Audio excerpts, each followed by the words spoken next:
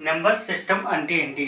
Actually మనం ప్రతి లెక్క కూడా మన మ్యాథ్స్ టెక్స్ట్ బుక్లో చేసే ప్రతి లెక్క కూడా డిపెండింగ్ ఆన్ నెంబర్ సిస్టమ్ మీద ఆధారపడి ఉంటుందండి. ఓకేనా? దానికి ఏంటంటే నెంబర్ సిస్టమ్ అంటే తెలుగులో సంఖ్యామానం అని చెప్పంటారు. ఏంటంటే నెంబర్స్ గురించి మనం ఫస్ట్ ఆఫ్ ఆల్ ఫుల్ డీటెయిల్డ్గా తెలుసుకున్నట్టయితే వాట్ ఈజ్ వాట్ అన్నది తెలుసుకున్నట్టయితే ఇంకా మనం చేసే లెక్కల్లో ఏదైనా ఈజీగా అయితే చేయగలము. Okay, first of all number సిస్టంలో మనకి నెంబర్స్ స్టార్టింగ్ ఎక్కడి నుంచి వస్తాయండి? ఏదైనా సపోజ్ నెంబర్సే అని చెప్పి ఎందుకు అనుకుంటా అంటే, ఏదైనా నా దగ్గర ప్రస్తుతానికి ఒక మార్కర్ ఉంది. ఓకేనా, 1 అని చెప్పి అంటున్నాను. సపోజ్ నా దగ్గర 2 పెన్స్ ఉన్నాయి. ఓకేనా, ఏమంటున్నాను? 2 పెన్స్ అంటున్నాను, 2 అని చెప్పి చెప్తున్నాను. వీటిని మనం ఎలా చెప్తున్నాము? ఒక అంకె రూపంలో చెప్తున్నాం, అంటే ఒక నెంబర్ రూపంలో చెప్తున్నాం. 1, 2, సపోజ్ నా దగ్గర ఒక 10 బుక్స్ ఉన్నాయి, 3, 10 అని అలా చెప్తున్నాం. అంటే 3, 4 అలా చెప్తున్నాం. అలా చెప్తున్నప్పుడు వాటిని ఏంటంటే వాటికి కొన్ని పేర్లు అయితే పెట్టారు. అవి ఏంటంటే మనకి 1, 2, 3, 4 అని చెప్పి వేసుకుంటే అంతే. వీటిని నేచురల్ నెంబర్స్,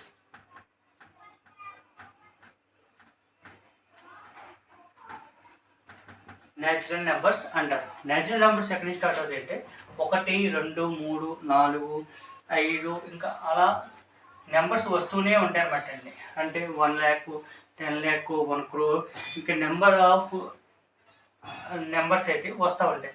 దీన్ని ఎండ్ పాయింట్ అయితే లేదు. దీన్ని ఏంటంటే ఇన్ఫినిటివ్ అని చెప్పి చూపిస్తూ ఉంటారు. ఇన్ఫినిటివ్ ఏంటంటే ఇంకా అనంతం అనమాట. ఆ నెంబరు ఎంతైనా ఉండొచ్చు. నెక్స్ట్ ఏంటంటే ప్రస్తుతం కొన్ని చదువుల దాకా 0 యొక్క అవసరం అయితే రాలేదన్నమాట. 0 లేకుండానే అవసరం రాలేదంటే 0 లేకుండానే నెంబర్స్ అన్నవి కౌంట్ చేస్తూ ఉండేవారు అన్నమాట.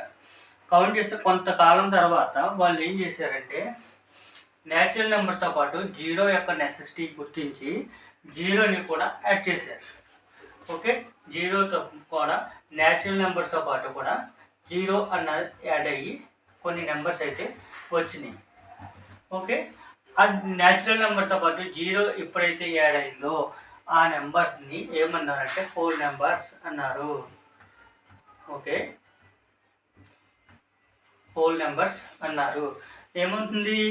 న్యాచురల్ నెంబర్స్తో పాటు 0 అన్నది యాడ్ అవుతుంది.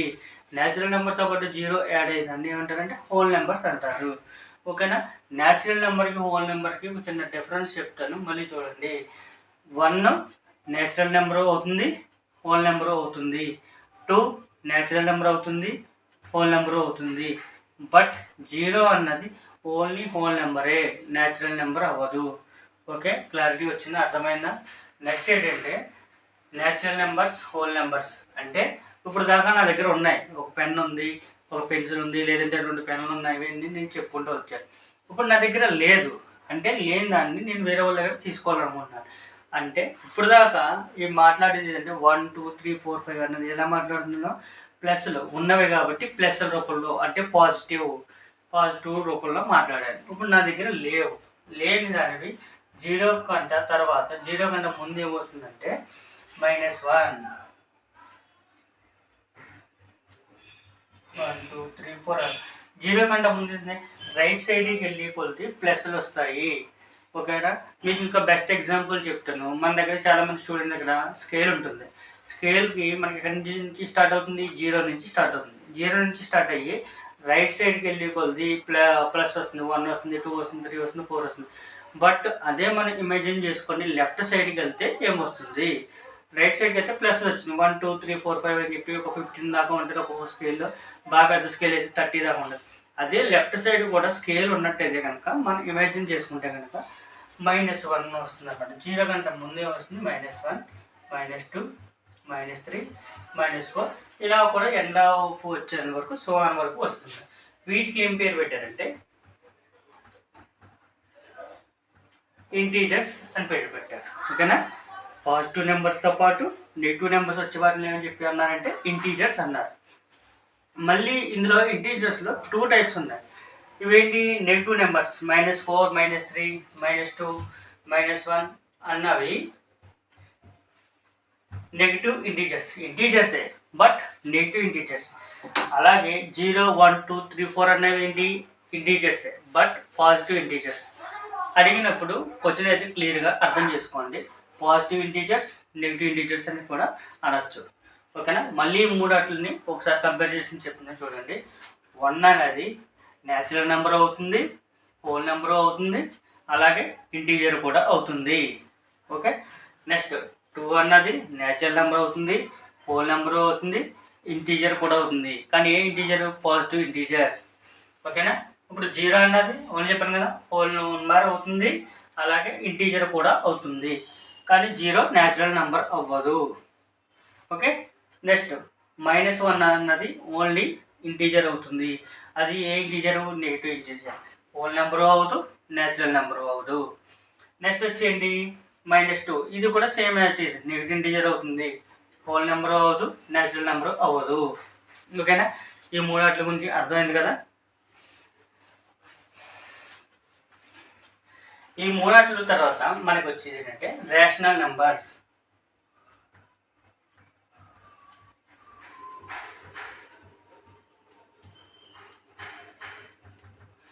రేషనల్ నెంబర్స్ అంటే ఇప్పుడు దాకా మనకి ఇవి ఒక నెంబర్ రూపంలో చెప్పాం. నెంబర్ రూపంలో చెప్తుంటే ఏమండి 1 2 3 4 5 అని చెప్పేసి చెప్పుకొచ్చాం. నెక్స్ట్ ఇది ఏంటంటే రేషనల్ నెంబర్స్ అంటే p/q రూపంలో రాయగలం అనమాట. p/q అంటే ఫ్రాక్షన్ రూపంలో, p/q రూపంలో రాసేదాన్ని అంటే ఫ్రాక్షన్ రూపంలో రాసేదాన్ని రేషనల్ నెంబర్ అంటారు. ఫ్రాక్షన్ రూపంలో రాసిన నెంబర్ అంటే ఫ్రాక్షన్ రూపంలో అంటే 1/2, 2/3, 4/2 అంటే p/q భిన్న రూపంలో ఉండాలి, ఫ్రాక్షన్ రూపంలో ఉండాలి. ఫ్రాక్షన్ రూపంలో ఉన్నదాన్ని ఏమంటారంటే రేషనల్ నెంబర్స్ అంటారు. ఓకేనా? రేషనల్ నెంబర్స్ అంటే ఏంటంటే p/q రూపంలో ఉండాలి, అంటే భిన్న రూపంలో ఉండాలి. ఇంగ్లీష్లో అయితే ఫ్రాక్షన్ రూపంలో ఉండాలి.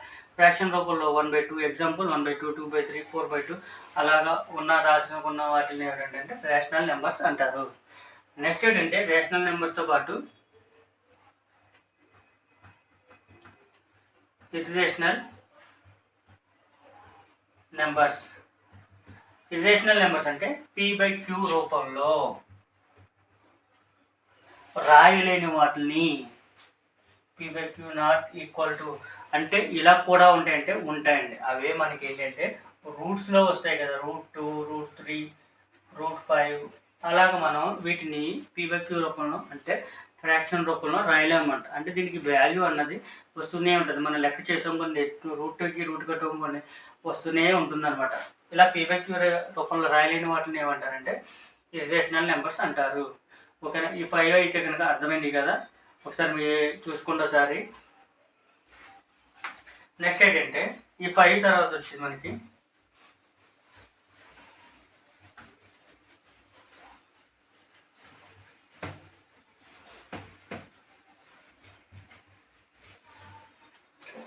న్యాచురల్ నెంబర్స్ ఉన్నాయి కదండి. న్యాచురల్ నెంబర్స్ మనకి ఎక్కడి నుంచి స్టార్ట్ అవుతాయని చెప్పాను, 1 2 3 4 5 అలాగే నెంబర్స్ సో అని చెప్పి నెంబర్స్ వస్తూ ఉంటాయి. బట్ ఏంటంటే మనకి నెక్స్ట్ వచ్చింది ఈవెన్ నెంబర్స్,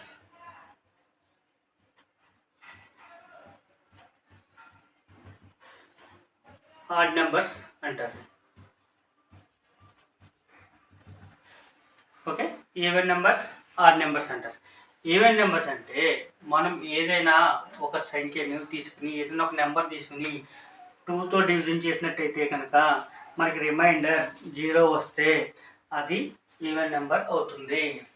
ఇంకనా మళ్ళీ చెప్పిన ఏదైనా ఒక నెంబర్ని తీసుకుని 2తో డివిజన్ చేస్తే కనుక రిమైండర్ 0 వస్తుందో అది న్యాచురల్ నెంబర్ అవుతుంది.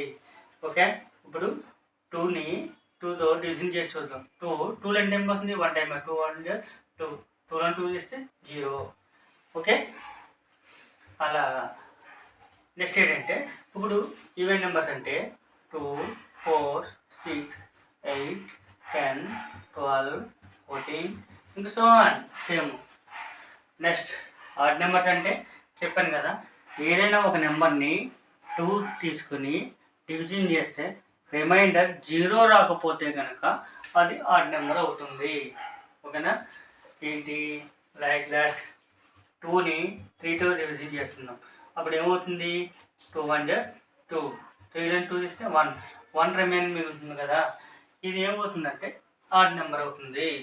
ఓకే, లైక్ దట్ 3, 5, 7, 9, 11, 13 ఇంకా సో ఆన్ అనమాట అండి. అంటే మనం ఏదైనా చేసేటప్పుడు రిమైండర్ 0 రాకుండా నెంబర్ 1 అన్నది మిగిలిపోతే కనుక అది ఆడ్ నెంబర్ అవుతుంది. ఓకేనా.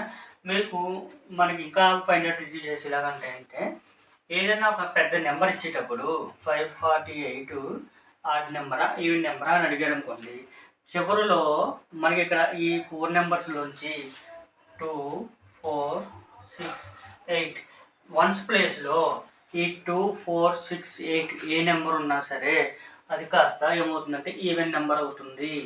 ఓకే, ఇదైతే బండ గుర్తుగా అయితే గుర్తించుకోండి. నెక్స్ట్ ఈ వన్స్ ప్లేస్లో ఈ 2, 4, 2, 4, 6, 8 కాకుండా రిమైనింగ్ నెంబర్స్ ఏమున్నా సరే 3, 5, 7, 9 ఈ 4 వాటిలో ఏది ఉన్నా సరే అది కాస్త ఈవెన్ నెంబర్ అవ్వదు. ఓకే, ఏమవుతుంది ఆడ్ నెంబర్ అవుతుంది. ఇదైతే బాగా గుర్తుంచుకోండి.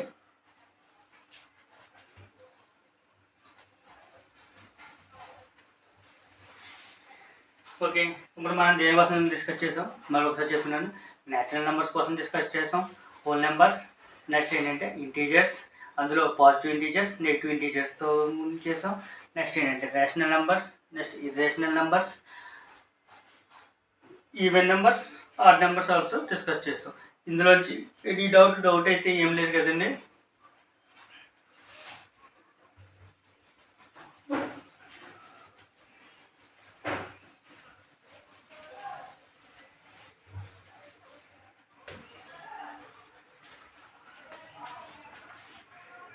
ఇప్పుడు నెక్స్ట్ మనకు వచ్చేది ఏంటంటే ప్రైమ్ నెంబర్స్.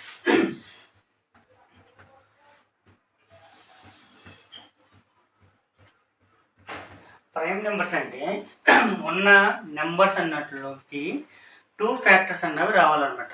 ఏదన్నా 2 ఫ్యాక్టర్స్ అంటే 1 ప్లస్ అదే నెంబరు ఫ్యాక్టర్ అవ్వాలి. ఇప్పుడు ప్రైమ్ నెంబర్స్ అంటే 1 అన్న దానికి ఒకటే ఉంటుంది కాబట్టి దానికైతే అదైతే prime number. 1 is not a prime number. 2, 3, next 5, 7, 11, 13 వీటిని ఒకసారి అబ్జర్వ్ చేయండి క్లియర్గాని. 2కి ఏ ఫ్యాక్టర్ అవుతుంది? 1 ఫ్యాక్టర్ అవుతుంది, 2 ఫ్యాక్టర్ అవుతుంది. అలాగే 3కి 1 ఫ్యాక్టర్ అవుతుంది, 3 ఫ్యాక్టర్ అవుతుంది. అదే 4 తీసుకుంటే మనకి 1 ఫ్యాక్టర్ అవుతుంది, 2 ఫ్యాక్టర్ అవుతుంది, 4 ఫ్యాక్టర్ అవుతుంది. 2 కంట ఎక్కువ రాకూడదు అన్నమాట. ఫ్యాక్టర్స్ ఎక్కువ రాలేని వాటిని అంటే ప్రైమ్ నెంబర్స్ అంటారు. ఓకేనా. 2 కంట ఎక్కువ వస్తే అది ప్రైమ్ నెంబర్ కాదు. 4 is not a prime number. 4 అన్నది ఈవెన్ నెంబర్ ఓన్లీ. ఓకే, అర్థమైంది కదండి.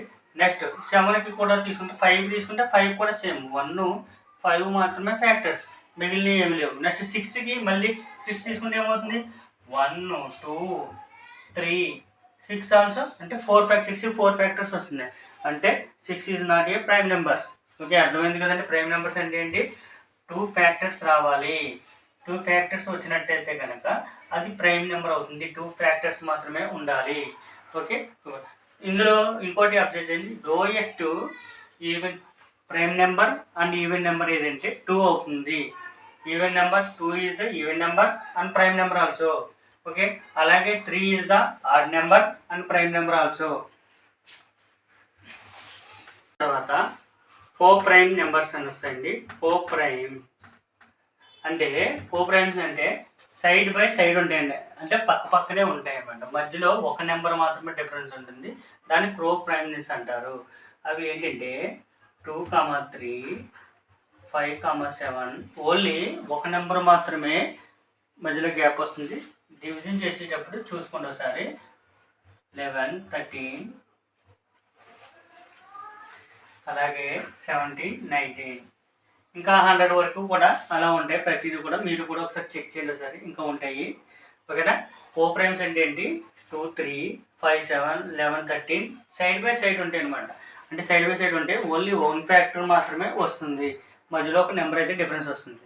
ఓకే, 1కి 5కి 7కి ఏంటి 1 ఫ్యాక్టరే కదా. ఇది ప్రైమ్ నెంబర్స్ ఆల్సో. అలాగే కోప్రైమ్ కూడా అవుతుంది. అలాగే 11, 13 కూడా ఏమవుతుంది, ప్రైమ్ నెంబర్ అవుతుంది.